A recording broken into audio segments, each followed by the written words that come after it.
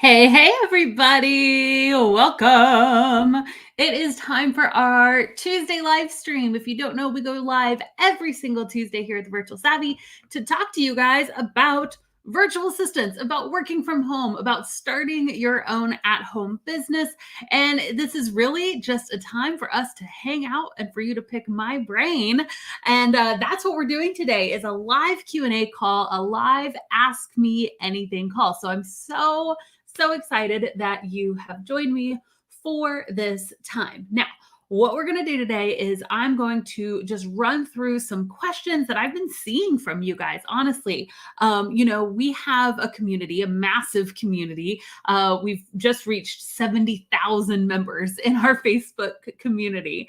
And we are getting questions in there all of the time. If you're not a part of that community, make sure that you've joined it. It's thevirtualsavvy.com/community. You can go there, you can join, and you guys will just find the most supportive people in that group. Probably find your business besties, right? And the people that you can do this thing with, because I don't know about you guys, but sometimes it can be a little lonely when you're starting a virtual assistant business, when you're starting any kind of business, right? There's people who just don't get it. So to be inside of a community of people who just get it is so nice. So if you're not a part of that community, make sure that you join. And what I did today is I just went through and I looked at some of the questions that you guys have been asking in the group. What are some of the hot topics right now? What are some of the questions that we're just seeing over and over? And so I thought I would jump on and just do a live stream where I answered some of those questions. If you guys have questions, hello to everybody who's here. Go ahead and drop those even right now inside of the chat, and we'll make sure to prioritize even those questions because I want to answer your questions live. And this could be no matter what phase of business that you're in, right? Some of you guys are in that launching phase where you are just trying to get your ducks in a row. You're like, what is going on here? I just found out about virtual assistants. I'm trying to figure out my services, my rate. Should I do hourly packages or package-based pricing? What's the benefit of doing package-based pricing, right? How do I invoice? What type of contract should I be sending, right? How do I do a discovery call? All of those questions that we have at the very beginning of starting our business. Some of you guys are really just knee deep in marketing right now, and maybe you're struggling to find clients. Let's talk about it, right? This is literally an Ask Me Anything session. So any question that you have, go ahead and drop it below and I will answer it on the call today. If you are, just finding out about the Virtual Savvy for the first time, hi, I'm Abby Ashley, and I am the founder of the Virtual Savvy. We teach people how to work from home as virtual assistants. And if you haven't already downloaded our checklist, the virtualsavvy.com/checklist is the place you will want to go. It's a step-by-step checklist that teaches you all of those beginning steps. Oh, what do I need to do? I need a checklist. Who's here a checklist person? I'm raising my hands. I love writing, make a checklist just so I can, mark it off my checklist that I did it. But I'm a checklist person. And so if you're a checklist person, then definitely go download that because it's a super, super helpful free resource for you guys. All right. So let's see who is hanging out here today. I'm already seeing some questions in the comments, which makes me super excited. Don't be shy. Post your questions. And here's what we're going to do. We're just going to dive right in. Okay. And if you guys have questions along the way, just keep dropping them below. The first question comes from Caitlin. Caitlin says, can I do this business full time, staying at home with our first child, doing 8 months? Is that enough time? Oh my gosh. First of all, congratulations. That is such a huge accomplishment. I started my business when I was actually pregnant with my son. He was my second, which I will talk about here in a second. So I'm coming at this from the experience as a business owner, as somebody who started a business while pregnant, as a mom as well. And I would love if anybody else has been in those shoes to drop your comments below. So 100% you can have a business while you are staying home with your kids. In fact, I would say probably more than half of the people who end up joining our community, are parents. And I think that there is a huge shift that is happening, and I'm excited that it's happening. That so many of us, maybe some of us wanted to stay, like our whole lives, we wanted to stay at home with our kids, right? That was like a dream. I know whenever I got pregnant for the first time, I'm like, I want to be at home with my babies, right? And it was like this dream. Spoiler alert, I got home with my babies and I was super bored. Which is okay. I love my children to death, but I needed something else. I needed something else that was going to satisfy this creativeness that I had inside of me, this innovation, this entrepreneurial drive that I had inside of me. And so while I started a virtual assistant business to make some extra money because we were living in a basement apartment at the time, I also started it just because I needed a creative outlet. And so I think that especially while you're pregnant now, starting something like this is awesome, because I think even if you're just getting those beginning blocks in place, right?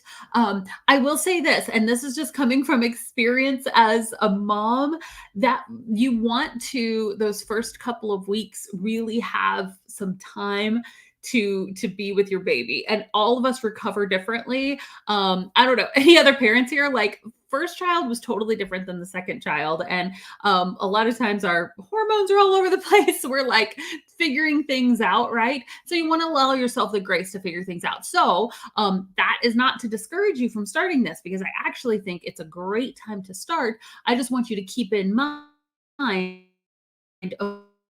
start this in a way, like, what is your why? Is it that you're trying to quit a job before, that you don't have to go back to a 9 to 5? Do you have a maternity leave? So do you have some extra time that you could grow the business maybe before you would have to go back to work, after, the first 6 weeks after having a baby, in my opinion, is the most difficult. After that, it's like, okay, I'm starting to feel myself again. Again, this for me is first child stuff. I felt like I'm just gleaning from my own experiences, but man, first child was, even though she was an easier kid, it just like, it's just like a big shift. So I think that if you can, come up with a plan, and it can seem really overwhelming. And I truly believe the best way to fight overwhelm is with a plan. So, what is my plan? What is my goal? Do I want to get my business, all the things set up, but not get a client yet, and wait to get a client until maybe I've, recovered a little bit? Do I want to go ahead and try to get clients because I'm trying to quit a job? Okay, if I'm going to go ahead and try to get clients, what is my plan for what you don't want to be, doing emails in the hospital? So just kind of coming up with a plan of what that's going to look like for you. But is it possible as far as the actual being at home with your kids, doing the business? Yes, yes, yes, and yes. So many of our students do this. And I know we even have some people in the comments saying, yeah. So that is what I would recommend. Okay, another awesome question here. How do I write an effective plan of action? It's too difficult to write 3,000 words. Okay, sorry. I'm not sure what this question is. I should have read it before I popped it on the screen. How to write an effective plan of action? I need more clarification on that one. Sorry. How can a newbie get his clients from this group? Okay, great question. So let's talk a little bit about getting clients. Okay, so my recommendation whenever you are first starting your business. So how many of you guys are like pre-clients, right? You're in that launch phase. You haven't gotten a client yet. And you're still trying to figure out, how will I actually go about getting clients? So if you're in that phase, one of the best things you can do, and sometimes people hate this advice, but I'm going to keep saying it over and over and over again. One of the best things that you can do is tell the people that you know and love about your business, even if they're not business owners, even if they're not your ideal clients. Okay. Out of everyone you know. So just like, think about it. Do you know one business owner friend? Yes, you likely know one person that's a business owner. Just like you know one person who's a business owner, almost everyone you know probably knows someone who's a business owner, right? So, literally, just by telling your friends and family about what you're doing, telling them about this new exciting venture, you're automatically expanding your network. And so many of our students, the people who've gone through our programs, they do this activity and they end up getting their first client. Now, it doesn't work 100% of the time, right? Sometimes that takes some traction. It takes a little while. You kind of plant those seeds and it takes a little bit for them to grow, and that's okay. But going ahead and letting people know what you're doing, first of all, it's a huge exercise of confidence for you. It's a huge exercise in, man, I'm going to tell people that this is my business, which kind of makes it feel a little real, right? And some of us have been waiting to do that. Some of us have not actually told people about our businesses yet, just because it's scary. It's scary to actually announce to the world, I'm doing this thing. Like, what if I fail? What if it doesn't work? What if I change my mind, right? But it's a huge milestone in your business. And the people who do it and who do it near the beginning of their business, I find quicker success because it just gets that marketing ball rolling quickly. So tell people about your business. If you need a template, we have a free template. I'll type it here, thevirtualsavvy.com/swag. This is a free template. Well, you can go there and there's one called the personal outreach template. We actually have a ton of free stuff on this link. But the one that says the personal outreach template, that's the one that you're going to want to download. And it's a free template to tell people about your business. That would be my first stop, right? We've got tons of other marketing tips. There's a lot of different ways that we can market. You guys, if you want to ask questions about that, that's fine. But if you haven't done that yet, a lot of us are looking for the advanced strategies. A lot of us are like, oh, teach me how to grow an Instagram following of 10,000 people. I want 1,000 people on my email list. I need to create a funnel, a sales funnel, but we haven't even just told our friends about our business, right? Like, haven't even told our friends about our business. And so for me, it's like, don't go on to the advanced stuff until you build the foundation. Like, do the basic stuff first. And sometimes it's like easier. Sometimes it's easier to dig into our computer and be like, I'm going to do this advanced sales funnel and I'm going to build this thing that's going to bring me tons of traffic and when it's like, no, you just need to tell like your aunt that owns a business that you're a VA now, and that's it.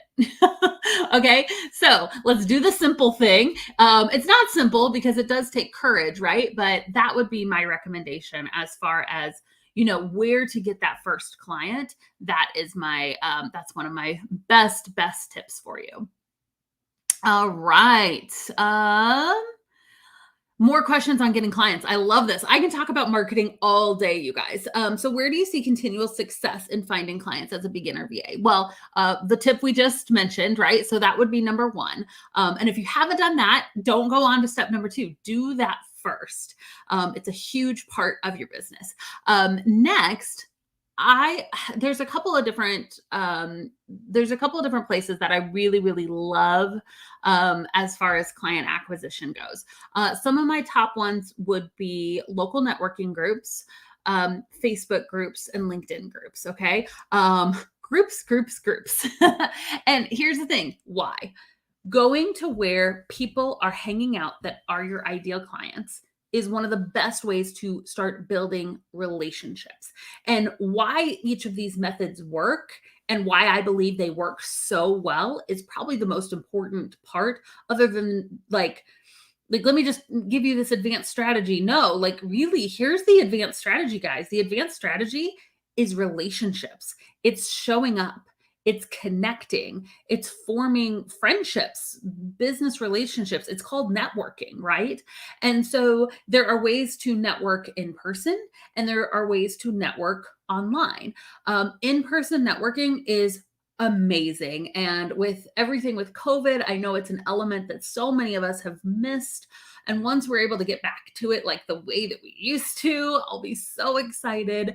But a lot of even networking events are starting to happen a little bit again, right?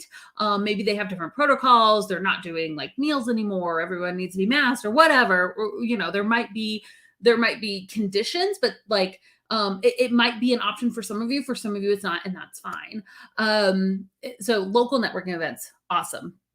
The next would be, groups. LinkedIn groups, Facebook groups are two of the best places to start. And what happens in groups? People come in and they ask questions. It doesn't matter what kind of group it is. That's kind of the format. They're sharing wins, they're asking questions, they're sharing their struggles. That is the basis of Facebook and LinkedIn groups. So, what can you do to start forming relationships? Well, one of the things that we teach here at the Virtual Savvy is this value first mentality. And so if you can go to a group and with all these people who are wanting to get something from the group, they're wanting to get, which isn't wrong. That's why people join groups, right? I join groups all the time where I'm like, ooh, I want to learn more about this, or I want to learn more about this. I come to receive, right? But if you come to a group to give, it automatically sets you apart. Okay. It automatically starts to position you as an expert. And so let's take Facebook, for instance.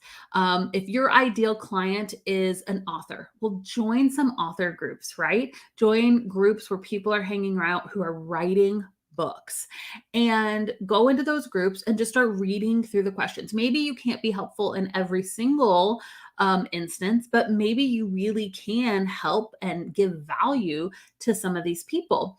And so when you give your responses, somebody asks a question, don't just answer it simply. Don't just link to your website. Please don't just link to your website.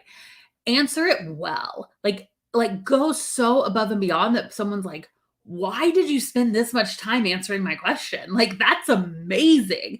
And here's what happens a lot of times. A lot of times they'll be like, oh my gosh, thank you so much. Da, da, da, da. How do you know so much about this? Oh, well, actually, I'm a professional copywriter, or I do, I do graphics for authors or so. And they ask, so you have an opportunity to share your business. So sometimes people will do what I call the Facebook profile funnel. And tell me if you've ever done this before. I do this literally, like I'll do this in mom groups or weightlifting groups or like different things. What I will do if somebody is like super, super knowledgeable, I'll be like, who is this person? And so I will click on their personal profile. It will take me to their personal page because that's how they're interacting, right? And then on the left-hand side, I will look and I will see, oh, they run a business, like they're a coach, or they are, they have a podcast on momming or something, right? And I'll be like, that's how they know so much. And a lot of times it'll lead me to their business page and I'll start checking them out. And guys, this happens all the time. This is probably happening to you and you don't even realize it. All right. So the Facebook profile funnel, it's a way to set up a funnel without really having to do anything technical, is essentially join groups where your ideal client is hanging out, right? Step number 1, join those groups. Step number 2, add value. Add so much value that somebody goes, who is this person? Step number 3, optimize your personal page. Now, you don't need to set up your personal page to be a business page. You don't even need your personal page to be public, okay? Your personal Facebook page can still be private, but what I want you to do is I want your image to be a nice, clear picture of your face, because that really, it draws people in, it connects people to you. And then on the side, you have to link to your Facebook business page. Guys, it's free. If you don't have a Facebook business page, set one up immediately and link. Say, where do you work? I work at your business page, right? Or you can literally just put a link to it so people can click, right? I cannot tell you how many VAs I will go and they're struggling to get clients. And I go and I look at their personal profile and I'm like, you're not even linked to your business page. Like, people can't even find that you have a business if they wanted to. So it's okay if you're like, oh my gosh, Abby, you're looking at me. It's okay. I don't actually know. But go do it. Go do it today. Link a business Facebook page to your personal page so that when you're interacting in groups, when you're showing value first, people are following that funnel and they're figuring out who you are. It works, guys. It absolutely works. Here's a great question. Jessica said, how much would you charge as an executive assistant versus an admin assistant? Okay, great question. I feel like this is like there. I'm cutting off my face with these questions.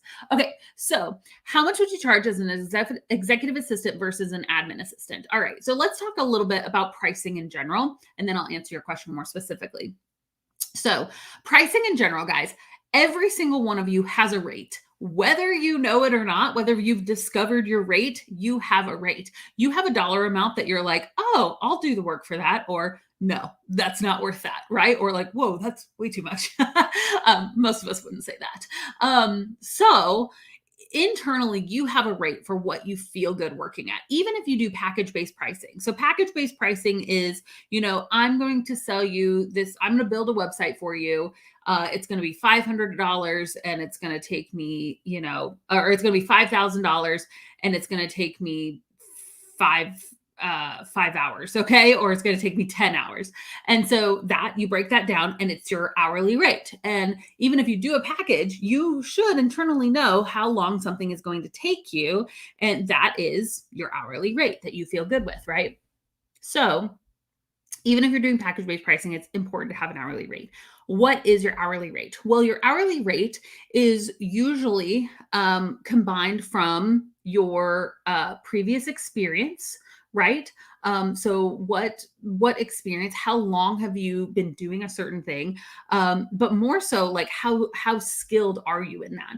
Maybe you've only been doing Pinterest ads for a year, but you're awesome at it, and somebody else has been doing it for 5 years and they're not awesome. Like, you can still charge a good rate if you're able to get the results. So are you able to get the results because you've trained, because you have experience for whatever reason? And then what type of skill is it? Okay. So those are the two main things. Do you get results? And what level skill is it? So there's basic admin skills. Basic admin skills would be things like social media scheduling, answering customer service emails, calendar management, sometimes like simple blogging, although blogging really is an asset that you can build into a high-end skill, right? Same with like, posting to Instagram, like scheduling someone's Instagram may be a general admin skill. But if you are an Instagram strategist and you learn strategy on how to grow an Instagram, right, that brings you into a higher level skill. So a lot of even general admin skills can move into being higher level skills. Now, our virtual assistants that we train, we don't tell people what your rate needs to be. But generally speaking, our students will, start off in that $30-ish an hour range, right? Maybe it's 25, maybe it's 35. I've seen anywhere from like $20 to $40 is kind of the whole range. Narrowing in at that $30 an hour range is what most people will start at for general admin skills. Okay. Again, you get to choose your rate, what you feel comfortable with. Now, when it starts to come into advanced skills, so you learn advanced tech, you learn how to build a website. If you are beginner at high level skills, you can definitely start doing that $40, $50, $60 an hour, right? Guys, once you advance your skills, you really can start charging even more, right? And that could be that, hey, now I charge, I know people that charge $20,000, $30,000 for websites, right? And it's because they have really, really advanced skills that gets results, and they've built kind of a reputation for themselves. I know I'm answering this really broadly, but I hopefully this is helping you. So as an executive assistant, my opinion is that it is that kind of advanced portion of admin skills. So we talked about the general admin. Now, what if you can do that at a higher level, right? You have more experience, you're able to get more results. Again, I feel like going from that $30 an hour range up to 40, 50, sometimes even $60 an hour, that is normally the range that I'm seeing for executive assistants or for online business managers, for directors of operations, right? Those type of higher level admin skills is normally in that like 40, 50, $60 an hour range. But again, you could create packages that you end up, if you break it down hourly, could be charging $100 or $200 an hour. Okay. So it really depends on your pricing and packaging. Let's see. More questions. I lost my place. I'm like not nailing it on the pulling questions today. Thank you for your patience. Okay, here we go. Pamela said, I've been paying for my telephone number for a year. I just paid for a domain. I'm a perfectionist, feeling stuck. I used to be a project manager years ago, a realtor, a regional manager. Now I'm a virtual tutor.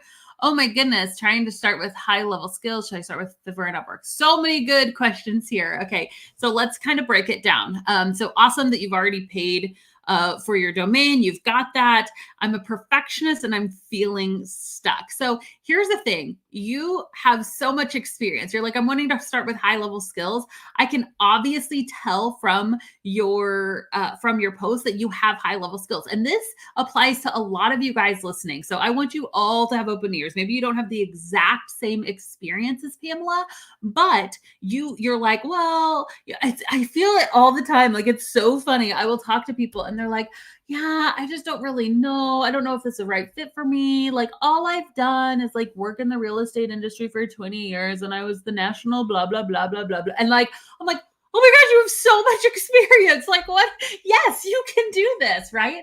And so if you already have a niche, if you already have experience with something, that is the time to niche down. Some of us are just kind of like, oh, I've just done some admin work, or I just graduated high school, or I haven't really had a job that's in like the admin or marketing or technical field. That's okay, right? Start off as a general VA doing some of those basic skills. But for some of you guys, Pamela, I was a project manager, right? And you did real estate. And so, I mean, how can you combine those to go in and do a high-end skill already? I would 100% recommend that. So if you choose a high-end niche, right? And for just so you guys know, when we talk about niching down, it means I'm going to go from being a generalist to I'm going to be a specialist. And there are two ways to specialize. I guess three. Let's break them down.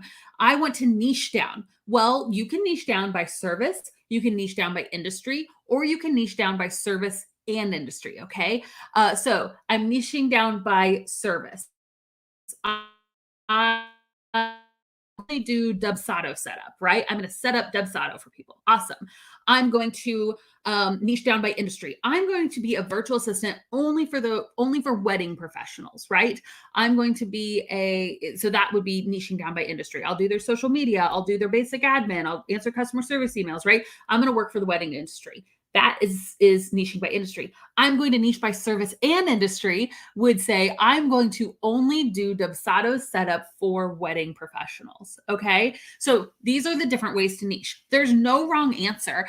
My recommendation is niche if you have experience or connections. Okay. So if you don't know how to do Dubsado setup and you don't have any connections to the industry, you might not want to start out with, I'm going to do Dubsado setup for the wedding industry, right? It's just going to take you a lot longer to get clients. And maybe that's your eventual goal, but I would start off more like just with the wedding niche, right? Doing general admin, and then kind of slowly working your way into being super, super specific.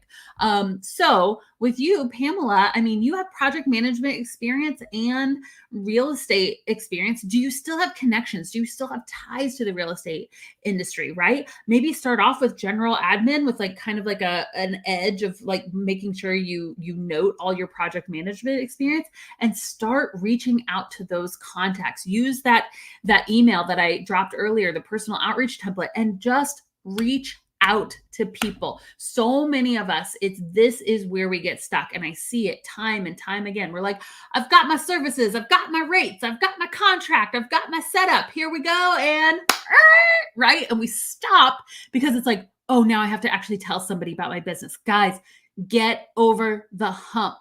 It is worth it. Your why is so much more important than those 5 minutes of being uncomfortable, of that potential of rejection. Okay. It is so, so worth it. You've just got to do it. If you've been like waiting, if you've been one of those people that has been hesitating and you're like, oh, I just can't tell somebody about my business, tell me in the comments. I'm going to do it today, Abby. I'm going to tell someone about my business today. Start with the easy people. Tell your mom, right? Like tell somebody that's easy to tell about your business. Get it over with, and then go on. Geez. I know. Siri always wants to talk to me during my live streams. Then go on to the next person, the next person, the next person. You can literally, like your outreach list, if you're making a list of all the people that you want to reach out to, sort it by who's going to be the easiest and who you're most nervous about. That's fine. Like, let your courage build up as you reach out to more and more people. Awesome questions. Thank you for asking.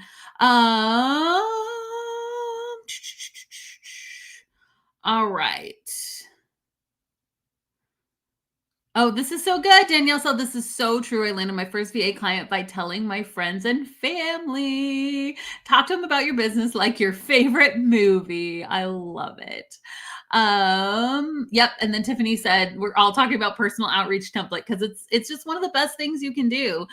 You'll be on the top of mind when your friends and family are having casual conversations with other, and boom, clients. So good. Okay. So oops, I lost it again. I'm doing so good. Okay, so we were talking about that Facebook profile funnel. Should I connect to a Facebook page rather than your website? I would put both. Okay. If you, a lot of us don't have a website. I actually recommend for people who don't have any clients yet, don't set up a website yet. Because again, here's what we do. We spend so much time setting up a website, making it perfect. Oh, my logo needs to go over here. It's not the right size. It's not the right color. And we're doing all of that. And we'll spend so much time perfecting our services, perfecting our packages, perfecting our website, perfecting our branding. And then it'll be 3 months later. And we're like, I've been in business for 3 months and I don't have any clients. This doesn't work. No, it's not that it doesn't work. It's that you've been spending time on a website instead, not you. I just want to know, I'm not yelling at you. I'm yelling to the general public. But like we want to spend so much time, we spend so much time trying to perfect those little things instead of just telling people about our business, right? So that's why I said Facebook page, like do that, because you guys can set up a Facebook page so stinking fast, literally like general picture off the internet, like we'll use, like a picture you can use. There's Unsplash, Pexels, right? There's like lots of like Canva. You can get free images, like images that you can use to make your background picture. Okay. Boom. Somebody sitting at a desk. Boom. My picture is just my face, right? I stood in front of a window. Now I can fill out all the information about the services that I offer, what I'm doing, put 2 or 3 posts on there. Okay. Great. I have a Facebook page, right? And it's a lot faster than building a website. So that's why I say, do link your Facebook page, is because if somebody doesn't have clients yet and they're trying to get their very first client, I actually don't recommend that they have a website yet. Once you have a website, awesome, link to both, right? Which is what I usually recommend is doing both, because you can do that on your personal page.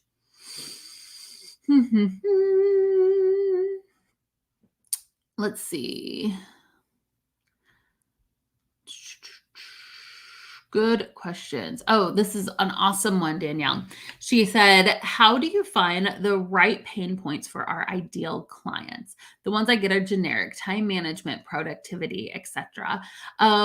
This is such a good question. So I think that it is beneficial for all of us to take some time to understand the pain points of our ideal clients. There's a lot of different places find out those pain points.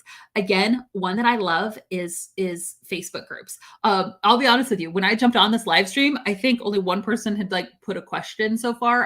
I didn't do a video I did an Instagram story not that long ago of like, hey, what questions do you guys have? And I got like one question. I was like, oh, well, what are we going to talk about? Well, now you guys are showing up and asking questions, so we're fine. And you know what I did? I literally just went into the Facebook group and I started grabbing questions. And I'm like, oh my gosh, like, what a way to find the pain points of my ideal clients. They're just literally read in Facebook groups. Okay. So I think that's one, joining groups where your ideal clients are hanging out and just like consuming that. Another great way is through conversations. It's one of the things that we actually teach in Savvy System, is one of our courses, our signature course is to do market research meetings. So this is literally find like somebody that you know that you could have coffee with or have a Zoom call with that is also kind of in that ideal client bucket, and have a call with them that literally you don't try to be their client. It is not a call to convince them to purchase your services. You may not even mention your services, okay? The purpose of this call is literally just to consume, is just to learn and to just dive into those pain points, right? So talk to me about what an average day is. What are you struggling with as like day to day? Like, what are your goals? A lot of times business owners will like talk about their goals, and then you can be like, oh man, is there anything that stood in your way so far this year for achieving those goals?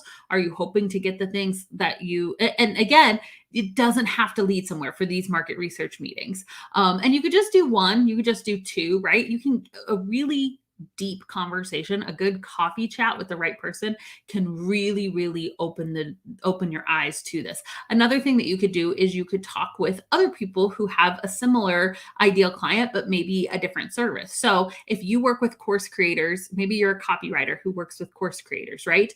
And then you are friends with somebody who builds a website or builds websites for course creators, right? Get together, talk together. What's working for you? What's not working for you? Where are you getting clients? Where, could we refer each other to each other, right? To other people. And so, and really dive through some of those, like, what are you seeing as some of the pain points collectively from these other places, from looking at Facebook groups, from doing these market research meetings? All right. Awesome question. Can I join the Savvies group? Yes. Go to thevirtualsavvy.com/community. Let's see here. Oh, this is a great question. Hey Abby, why is it necessary to have a portfolio and website as a beginner VA? So we chatted about this a little bit. I don't think it's important to have a website when you're first starting out, honestly. I think you should wait until you have your first client. The thing is, what's so cool about waiting to do a website is that once you have your first client, you can decide, do I want this money that I'm making from this client to go straight into my pocket, which is fine. If you need all the money that you're getting, like you're like, nope, I'm taking that. I can have it fund my emergency fund, right? If that's some of you guys are trying to quit a full-time job, so you're stockpiling an emergency fund. But for some of you, you're like, man, I'm going to take a couple $100s of this, and rather than me building my own website, I'm going to take the money from my first client and use that to build my website, to pay somebody else, right? Or to buy a really awesome template, which there's some great templates online to build websites as well. So that's why I recommend waiting until you have your first client to build a website. But a portfolio, I think, is an awesome way to showcase your services without having to build an entire website. And it can be a simple few pages, right? It can be a cover page, right? Ashley Assistance, nice little cover page that you make in Canva. Next page, do a about me. Here's a letter, here's a picture of myself, right? And just a little bit so you get to know me personally. I live in Missouri, I have 2 kids, I'm obsessed with copywriting, whatever, right? Do your little bio on that first page. Then you want to list out your services. Okay, what do you actually offer? What services do you offer? Put that on a page. Next, what are your rates? Okay, break it apart. You can buy a package of 20 hours, 30 hours, or 40 hours a month from me. Here's the price. Include some testimonials in that portfolio. Okay, so you can have a page that literally just has some pictures of people that you've worked with, or even if you have never had clients before, are there people who can vouch for your character, right? Previous coworkers or previous bosses, or somebody who knows you really well, even a friend that can say, hey, I would trust Abby with anything. She's super organized. Anyone would be lucky to work with her. Okay, that's a character reference, and you can go ahead and put that on your portfolio until you have real testimonials. And then lastly would just be, what's someone's next steps, right? So maybe have a page that says, hey, if you're ready to get started, click here to schedule a call with me, or click here to do my intake form, whatever it may be. So that portfolio, it can be 5-6 pages, really simple. And a lot of us try to complicate it it and make it look like really crazy. But you can just use some of the templates that they even have on there, but put in the information you're wanting. I'm talking about Canva right now.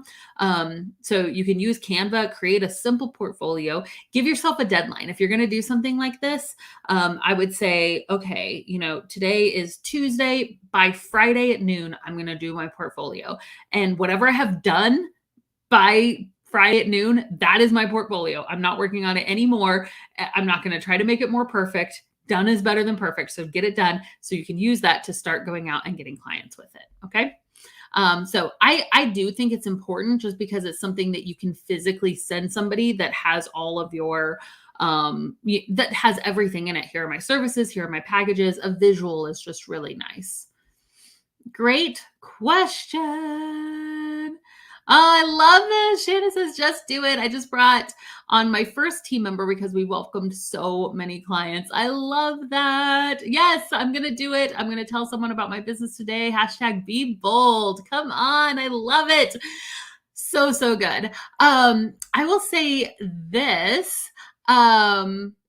Anybody who is really struggling with the marketing section, you can check out our training here.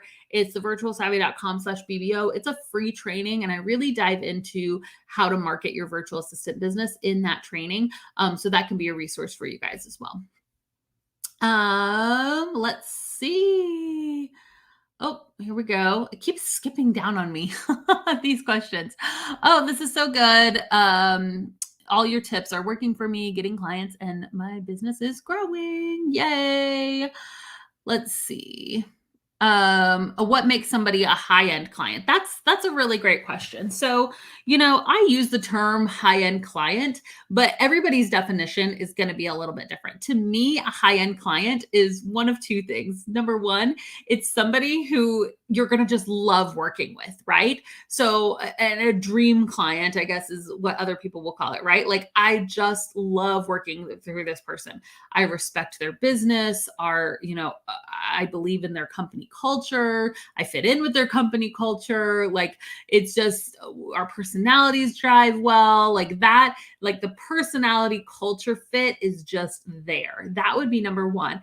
Number two, a high-end client, in my opinion, is somebody who's willing to pay you what you're worth. And the reality is there's a lot of startup business owners who simply can't afford your prices, and that's okay.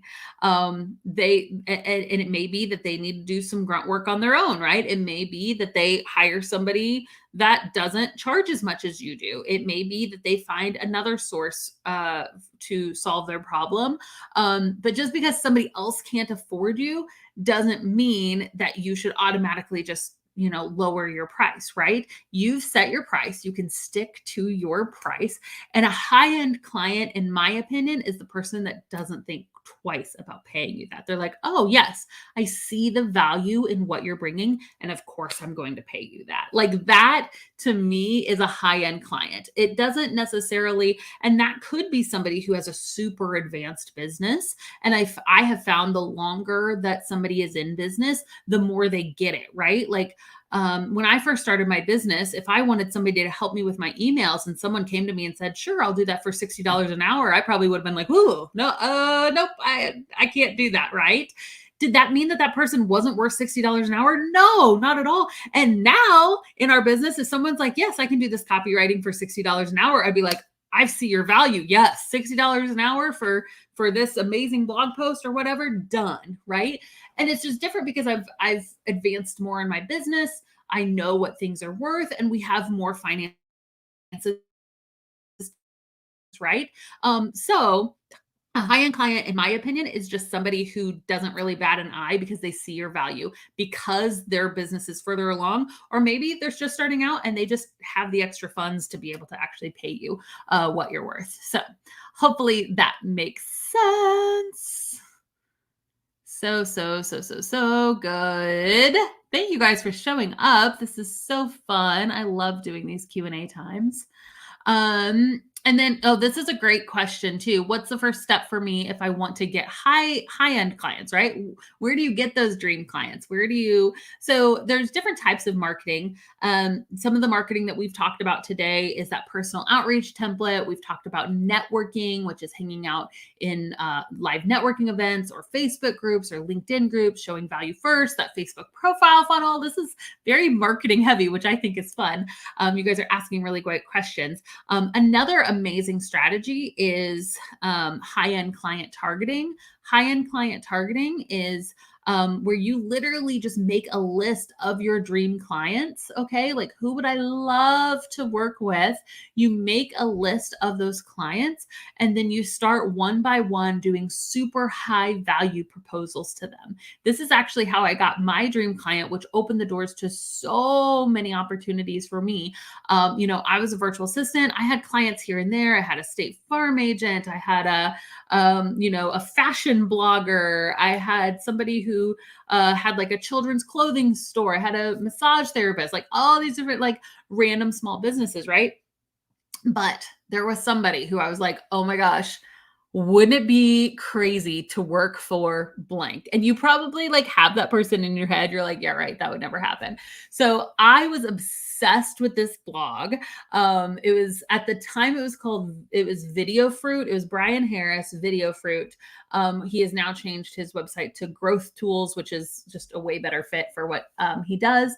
But it was so cool because I was just like consuming, I was reading all his blog posts. I was, reading every single email, just taking it to heart. And then one day I decided, I was like, I'm just going to pitch him. Like, I'm just going to do it. And so I spent nearly 2 weeks creating a super high value proposal to him. So like, what does that look like for me? I did value first, right? So I took one of his blog posts and I made it into like a teachable course. I will tell you, it took me 2 weeks. It like had questions, it had this, it had that, and it was so over the top. And I just sent it to him and I was like, hey, I just really value what you're doing. I think that, like I read all of your blogs, and just as a thank you, I wanted to send you this. Literally had like no pitch or anything attached to it. And what happened is that, every high end client, every person that has a big team at least, usually has a gatekeeper on their emails, right? So they have somebody who's like, oh, thank you for the email. I'll let Brian know, right? But that doesn't happen when you spend a lot of time on a pitch and it's like amazing. It gets past the gatekeeper. Just the other day, somebody sent us at the Virtual Savvy an email that was, hey, I went and I evaluated all of your Facebook ads, and here's a bunch of advice that I'd like to give you about your Facebook ads. And I'm just giving, it was like a 10-minute video. And what happened? It got put in my inbox, right? It didn't go just to our VA. They didn't say, oh, thank you. And I never saw it. It got sent to me. And so that's one of the way to get past the gatekeeper, right? Now, we're not looking for a Facebook ads person right now, but I told them, hey, thank you so much. And and we'll refer them to other people who are looking for contractors because we have an amazing employee that does that for us already. But the thing is, and that might be the case, right? You might do 5 or 6 of these high end client targetings, and maybe 1 or 2 of them only works out. But guys, if you do 10 of these and even one of them works out, that one that worked out for me ended up being my dream client. It was one of the best experiences. I learned so much. I went on to, do super high end services for him. He's still a friend. And now another savvy actually took my place and goes and it works for him full time. Right. And it's just like this full circle thing. So it's just, there's so much that can come out of like actually reaching out to your dream clients and letting them know, like, I'm here. Right. But you've got to do it in a big way. And that's where that high-end client targeting comes in. If any of you guys are Savvy System members, we've got a whole lesson on it. We've got templates and everything for you guys. If you're interested in doing the high-end client targeting, it is scary, but it's really, really amazing. So I recommend it for anyone. All right. Let's see here. More questions.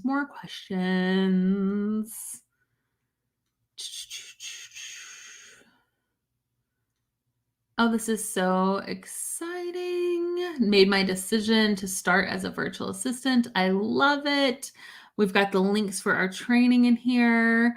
Oh, this is a great question. So, F. Marie says, do you prefer offering per week packages or per month packages? For example, do you offer 5 hours a week or 10 hours per month? Question. So, my favorite type of package, like if I could pick one package, then just say everyone should do this. My favorite kind of package is monthly reoccurring packages. Okay, a monthly package is really great because it's enough money that you can if it's a reoccurring package too. Okay, so a non-reoccurring package would be like that website, right? I'm going to build a website and it's going to cost this much, and then when the project's over, it's over. Okay, whereas monthly reoccurring, that would be, general admin services or Pinterest, right? Like I'm going to manage your Pinterest. It costs $400 a month.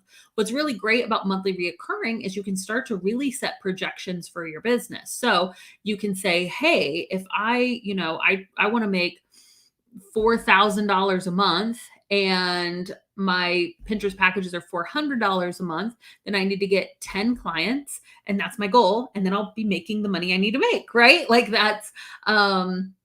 it's really easy to set your projections if you have monthly reoccurring packages, which I really, really love. And why I like monthly is just honestly, it's just a lot simpler for your business owners to know, okay, I pay her on the first of every month. If you're having reoccurring invoices, right? If you were sending I know if someone is sending me an invoice every week, I would be so behind because sometimes it takes me a week to pay an invoice just because life is crazy, right? And so you're not chasing down invoices, right? And so that's why I think that monthly reoccurring packages are the absolute best. Something else that I want to note, if you're doing package-based pricing, so let's say you're doing general admin work, right? And you're saying, I can work for you 20, 40, 60 hours a month, whatever your packages end up being. I will say this, having a 5 or even a 10-hour package a month, it can be a little difficult. And here's the thing, especially let's say it's like a 5-hour package a month, guys. That's like just a little over an hour a week that you're working. Like you can't get a whole lot done in an hour a week, really. And I have found that people who can't afford more of like a 15 or 20-hour a month packages, they just don't end up being the best of clients. And that sounds terrible. It's not that like, oh, people with more money are going to be better clients, because we know that's not true. There's some terrible clients with money, okay? But it's the thing is that usually more established business owners, aka people who have more money coming into their business, have their stuff together. They know what they want. People who are just starting out, and I get it because this was me too. Like this was all of us. But when we're first starting out, like a lot of us are like, I don't actually know what to I don't know what to do. And one day they're over here, they're like, oh, we're gonna work on this, and they're like, nope, we're gonna work on this, nope, we're gonna work on this, right? And they're a little bit all over the place. People who are just starting out in their business and maybe don't have the funds to pay you for 20-hour a month packages. A 20-hour a month package, guys, is still only 5 hours a week. I think that's an amazing beginner. That's an amazing starter package for somebody, is 20 hours a week. So just really think through if your lowest package is, a 5 or 10-hour, 8-hour a month. Really, it's just going to be a lot harder to get traction and for your clients to even see your true value if you're only working for them that few hours a week. Okay. So great question there. I enjoyed that question. All right. So good. Yay, I love this. Mariline's watched all my videos, has been helping her with confidence to step out and become a VA. I love it. So good. This is great. Where can I find clients in a jiffy? Is there a database? So what I would recommend is a couple of things. If you're looking like, I want clients right now, personal outreach template. Honestly, it's one of the fastest things that you can do to start getting immediate response. and you think about this when you see an ad for something online, right? You see a commercial, you're sitting down watching normal TV. Who does that? But you see a commercial on TV and you see like some chips and you're like, okay, cool, that was a neat funny commercial for some chips, right?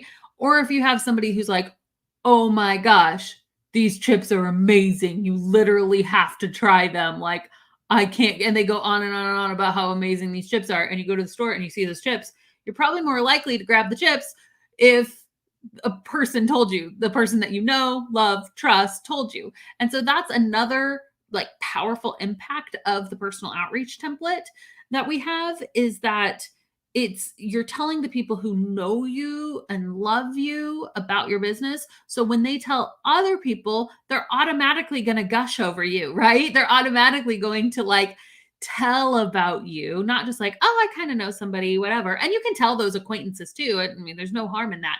But really starting out with the people who are just like, I am on your side. Like, I want to help you with this thing, aka like your mom and your best friend, like those literally. If you get nothing else from this, tell your mom and your best friend about your business. But literally, when you tell those people who already know and love you, then they're going to gush about you. And that type of connection, when those people are telling people about you, it just means so much more than like a random, oh, here's my portfolio, random person, right? It holds that much more weight, which is why I think it's so powerful. And then the other place that I would recommend going is our Virtual Assistant Savvy's Facebook group, honestly. And we dropped the link to it earlier, and I can put it up here again. But we post job opportunities every single day inside of this group. So there are tons and tons of jobs. Yes, you're going to be competing against other people. That's one of, that is part of it. And that's why we do value first. And that's why we have you guys work on really showing up and putting your best foot forward. But those are two great places to find jobs very, very quickly.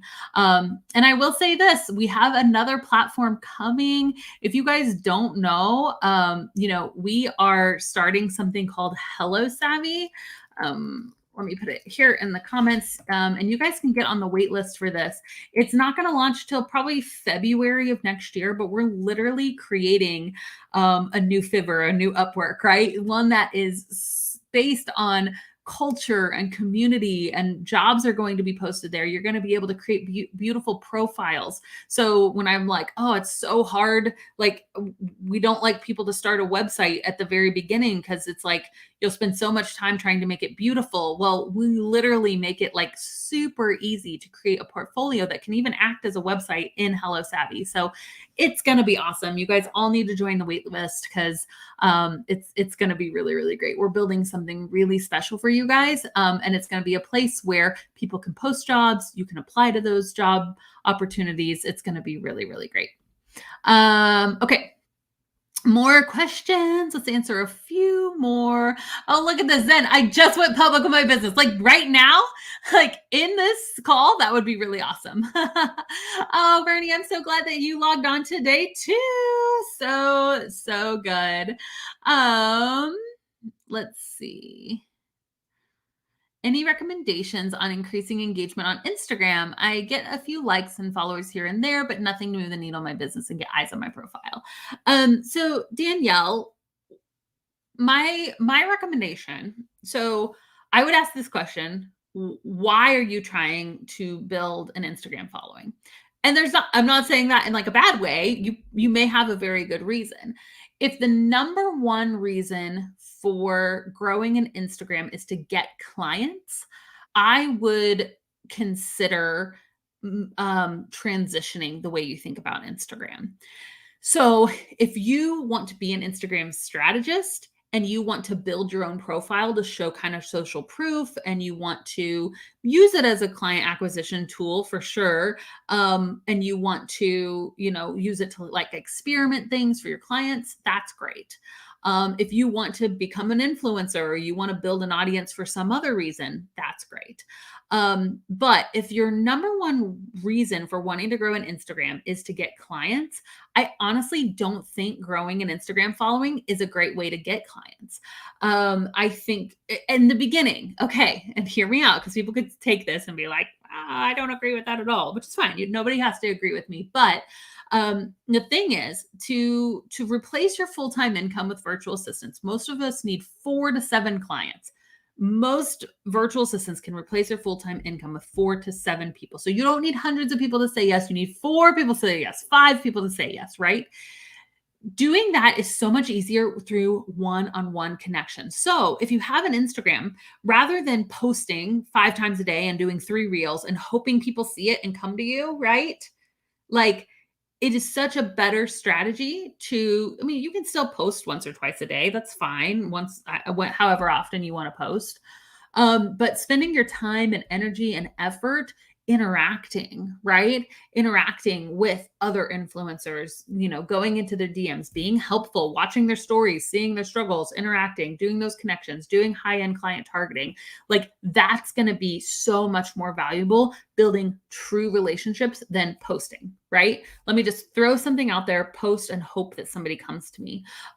There's ways to grow an Instagram following. And I'm not saying that growing an Instagram following isn't a good thing to do. It works really, really well for businesses. We have had an Instagram strategy because we are trying to grow our Instagram, but I'm not trying to get 4 to 7 clients, right? I'm hoping thousands of people will see my blog so that, hundreds of people will join my list so that a few people will buy my course. Like, it's a different strategy. It's the same as like if you had an e-commerce store, like you want to get that out there. So for your clients, it may be an awesome strategy to grow a huge Instagram following. Like we sell we have like an online store, like online clothing store, right? Well, you want to get that out there to as many eyes as possible so that some people will come to the website, so that some people will buy. But it's different with a service-based business. In my opinion, it's way more valuable to make those one-on-one connections. And once you have that steady base, then we can start building a platform. You can start a podcast or start a YouTube channel or do an Instagram following or whatever. But let's get those solid connections. Let's get monthly reoccurring revenue happening in your business first before you focus on building a platform. Cool. So good. Is it necessary to incorporate before beginning? So, Pamela, I don't know if you're talking about starting like a corporation. That is definitely not necessary. None of us need to have a corporation. You may be talking about forming like an LLC, a limited liability. And so what I would recommend is one, I'm not a legal professional, right? But what an LLC does is protect you legally. Okay. And so you can work as a sole proprietor without an LLC. I mean, essentially the main difference, it doesn't change anything on your taxes. It doesn't change anything else. The only thing that an LLC does is protects your personal assets. Essentially, if somebody sued you, they would be coming after the business money and not your personal money, right? So for some of you, that makes a lot of sense. You're like, "Whew, yes, I definitely need to form an LLC. I don't want to work with anyone until I have it." Some of us may have a little bit more breathing room because we're like, I don't have to worry about that as much, right? And so it really just kind of depends on you. Also, look into your local and state requirements. I tell everybody to go to, and I'll even put it up here for you guys, score.org. So SCORE is a really great resource.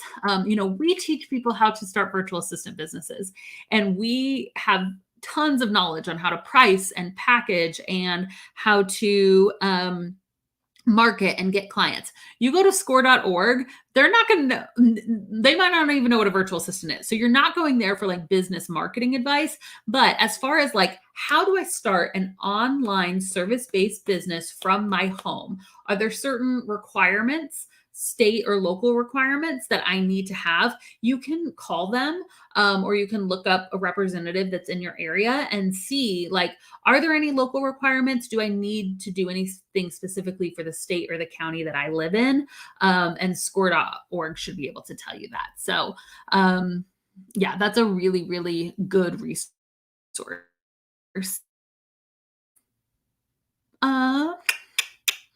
How do you feel about clients telling you not to keep track of hours and just do the work? I feel like if a client said that to me, I would be like, you don't tell me how to do my job. You're an independent contractor, so they don't decide how you work. You decide how you work, number one. Number two, like if somebody's offering it out of a good heart, like, why do you do this? Why do you keep track of hours? Da, da, da, da. For some of us over time, and I don't know if some of you guys have been doing this a while. Time tracking is amazing in the beginning. Like I recommend a tool called Toggle, Toggl. Toggle is a really great tool for keeping track of your time. And you can log and you can say exactly what you are doing at every minute of every day, right? Maybe not every minute, but like, okay, I just finished that project, clock, I'll designate this is what I was working on. Okay, now I'm going to work on this. Now I'm going to work on this. And you can set and stop and start a timer, which is what we recommend for anybody doing that hourly work. Okay. The thing is that logging your hours over time can get a little daunting. It can get a little annoying. And over time, we love to see our students, to see our clients, to see our savvies. We love to see them eventually move to package-based pricing because I mean, it is nicer to not have to log your time. Think of it this way. If you are managing somebody's Pinterest and you're selling, a package of it's a Pinterest package and it's $400 an hour, or not an hour, $400 a month. Okay. And it takes you about 10 hours a month to manage that person's Pinterest. Well, that's awesome because you're making about $40 an hour. Now, if you go to them and you say, my Pinterest prices are $40 an hour, then what happens when you get better at what you're doing? And now it only takes you 5 hours to do something that used to take you 10 hours. So now they're only going to pay you $200 a month because you got better at your job. Right. And that's where package-based pricing can be amazing because as your skills grow, as you get faster at what you're doing, you don't get penalized at it. You actually get a raise, right? If something, it used to take you 10 hours a month to manage their Pinterest. So you were making about $40 an hour. Well, now if it only takes you 5 hours a month, now you're making $80 an hour because their package-based price stayed the same. Are you guys tracking with me? So that's why transitioning eventually to package-based pricing is like golden. And it's what we want most people to eventually do. Emphasis on eventually, because at the beginning, guys, we don't know. Like if this is the first time you're doing Pinterest management, you're like, I don't know how long this is going to take me. What if it takes me 80 hours, right? I'm doing $400 a month. Like that would really stink. So that's why the package-based pricing is awesome to eventually move to. So this person may have just been saying this as a way to help you. If they were trying to like control you and be like, don't log the hours, blah, blah, blah, blah, blah, then that might not be a good fit. But if they were actually trying to be helpful, then it is a good thing to eventually not do hours. But again, you have to have a deliverable. You have to have I'm going to grow your Pinterest. And that is what you're getting in exchange for this $400 a month, right? And so what would your deliverable be on the tasks that you're doing if it's not hours? So hopefully that's helpful for you guys. Man, you guys had some really, really amazing questions today. So thank you. Thank you for showing up. Thank you for being bold in your business. I saw so many of you guys are like, okay, that's it. I'm going to tell somebody today about my business. And that makes me so, so happy. So many questions on marketing. Just want to remind you guys, we do have a free training all about marketing, about how to get clients. I'm going to share some of my top ways that I recommend finding clients for your business. So that's a free training. You can access it anytime. It's a pre-recorded training. So yeah, thank you guys again for showing up today. This was super fun and we will see you next week.